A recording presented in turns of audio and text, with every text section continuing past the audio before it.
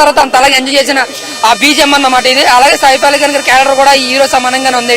First half ఇద్దరు హీరోలు అనుకోవచ్చు, మన ఎన్టీఆర్ గారు అండ్ సైఫ్ అలీ ఖాన్ అనుకోవచ్చు. బట్ నరుకుడు ఓచకోత అయితే మాత్రం నిజంగా సీజ్ ఫైర్ లాగా అనిపించింది అన్న. చాలా అంటే చాలా బాగుంది.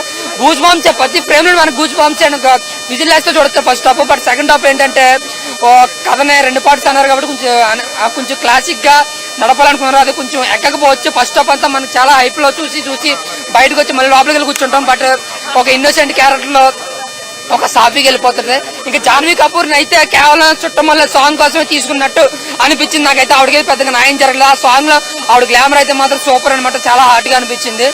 ఇంకా చెప్తాను కదా, దీనికి కొట్టాల్సి అయితే చాలా కష్టపడ్డాడు. రైటింగ్ లో కానీ డైలాగ్ లో కానీ తన మార్కింగ్ చూపించాడు. బట్ ఫస్ట్ హాఫ్ అయితే పిచ్చిగా ఎంజాయ్ చేస్తారు. బట్ సెకండ్ హాఫ్ వచ్చాడు కొంచెం స్లో అనుకోవచ్చు. మళ్ళీ అదే hype pre climax and climax అయితే సూపర్ అన్న.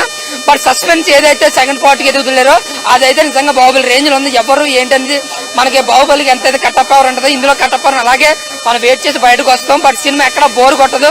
సెకండ్ హాఫ్ ఏంటంటే కొంచెం క్లాసిక్ గా వెళ్ళిపోతే, ఫస్ట్ హాఫ్ అంతా ఓరమాస్ అనమాట.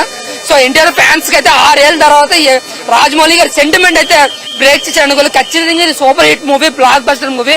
ఖచ్చితంగా అన్న కంబ్యాక్ మాత్రం చాలా లేట్ అయినా సరే లేటెస్ట్ గా ఇచ్చాడు. కొరనాల శివ గారిని కూడా ప్రతి ఎవరైతే తిట్టారో ఆచార్య సినిమాతో, ఎవరైతే ఆయన తిట్టుకున్నారో రాశారో రాంగ్ రాతలు ఈ సినిమాతో చాలా పొగుడుతారు.